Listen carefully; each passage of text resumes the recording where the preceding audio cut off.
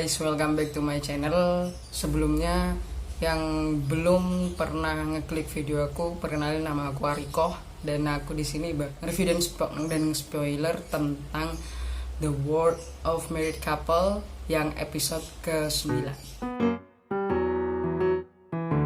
Jadi drama ini di episode yang ke-9 aku jujur nggak begitu merasakan rasa yang menegangkan banget kayak pas episode yang lain, kayak episode 1 sampai 7. Aku pengen tahu kayak bener-bener deg banget, kayak apa yang bakal terjadi berikutnya, itu yang aku rasain di episode 1 sampai episode 7. Bahkan episode 8 aku masih sempet ngerasain kayak gitu.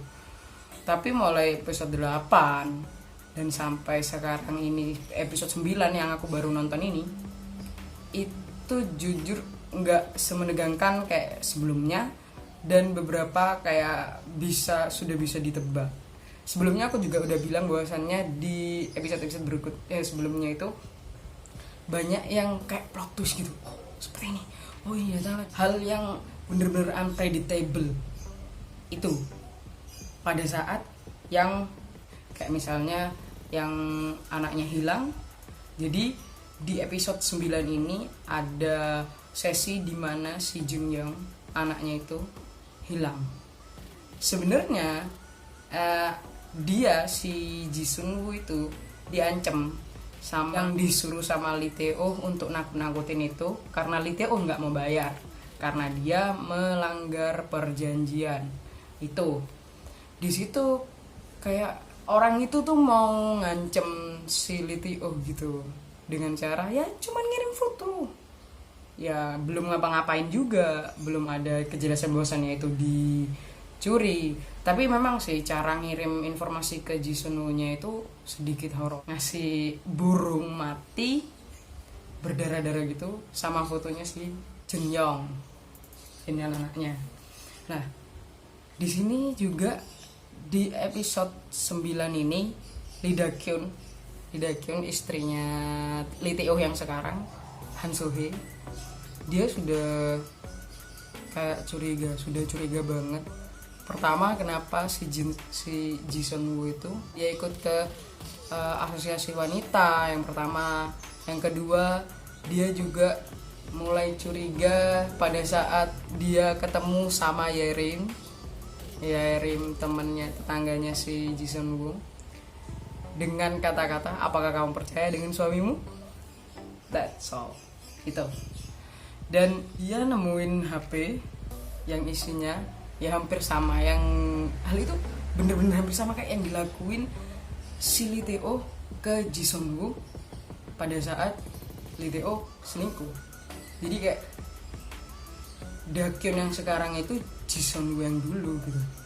Dia nemuin HP itu dan kayak nemuin foto stalkingnya si Lee Tae-oh tentang mantan istrinya, dan kelihatan banget bahwasannya kalau Lee Tae-oh itu masih belum move on. Dan aku setuju banget sama kata-katanya si mantan pasiennya In Kyung, yaitu si cowok yang ngancem Lee Tae-oh. Di situ aku setuju banget sama kata-katanya dia. Dia bilang, kamu pasti butuh aku karena kamu sebenarnya pengen musnahin istri kamu, tapi kamu juga nggak mau istri kamu dimiliki orang lain, dan kamu pengen buktiin ke dia kalau dia nggak bisa hidup tanpa kamu. Sebenarnya nggak spesifik kayak gitu sih kata-katanya, cuman gitu, kayak memang intinya itu seperti itu gitu loh. Ya gue setuju itu, bener apa kata dia, bener. Lee Tae-oh memang kelihatannya kayak sebenarnya dia benci gitu sama si Ji Sun Woo. Buktinya dia mecahin foto keluarganya di mereka gitu, mecahin foto keluarga mereka yang kecil itu pas dia masuk ke rumahnya Ji Sun Woo. Kelihatan banget kalau misalnya dia kayak benci gitu sama Ji Sun Woo, tapi sebenarnya dia juga kayak pada saat Ji Sun Woo kencan sama si psikiater, dia kayak juga kayak masih have some feeling gitu. Dan yang sedikit mungkin orang-orang ngerasa plot twist tentang hal ini, tapi aku sempet berpikir hal ini karena jujur sebenarnya aneh juga si psikiater ini dia punya banyak legit-legit yang sedikit aneh kalau menurutku. Tapi memang nggak begitu aku mention. Memang tapi dari awal episode ini aku nyangka si psikiater bermasalah. Dan ternyata memang benar. Di akhir episode ini ternyata dia salah satu mata-mata dari pimpinan Yo, ayahnya si Dakyun, untuk ngepatah-matahin Jisunwoo dan Lee Tae-oh. Apakah mereka masih ada hubungan? I don't know. If they have something purpose? Gak tahu. Yang jelas dia menjadi mata-mata di antara mereka berdua. Ya keren. Aku masih mantau sih. Nanti malam juga pasti kan ada update berikutnya untuk episode 10. Dan aku gak tahu ini sampai episode berapa. Kalau dari episode 9 ini, dari previewnya di episode 10 tuh kayak ini Dakyun bener, di episode 9 ini Dakyun bener-bener kayak harus meyakinkan dirinya banget bahwa dia percaya sama Lee Tae-oh. Itu yang buat aku ngerasa wah keren nih orang. Keren dia keren banget gitu loh. Dia bisa pikir luas seperti itu. Kayak misalnya dia kayak oke, aku bakal percaya sama kamu. Pada saat dia mergokin tentang HP itu, terus dia bener-bener gak bisa ngontrol emosinya, sampai dia bilang, apa kau masih merindukan istrimu, mantan istrimu, sampai dia bilang kayak gitu. Dan Lee Tae-oh bilang, enggak, aku malah ingin menyingkirkannya, kalau kamu gak percaya tanya ayahmu gitu. Akhirnya Dakyun terus berpikir atau terngiang-ngiang dengan kata, seberapa percaya kamu sama suamimu gitu. Akhirnya dia menjawab dengan benar-benar kayak percaya diri gitu. Ya, aku percaya sama kamu. Oke, aku percaya sama kamu. That's all. Tapi kayaknya di episode 10 ayahnya Dakyun bakal lebih ikut campur ke urusan rumah tangga mereka, apalagi yang berhubungan dengan Jisunwoo. Gue nggak tahu mereka berhasil ngegeser posisi direktur muda Jisunwoo iya apa enggak. Yang jelas kandidat terkuat mereka adalah psikiater, karena psikiater punya hubungan khusus sama si pimpinan Yo. That's all.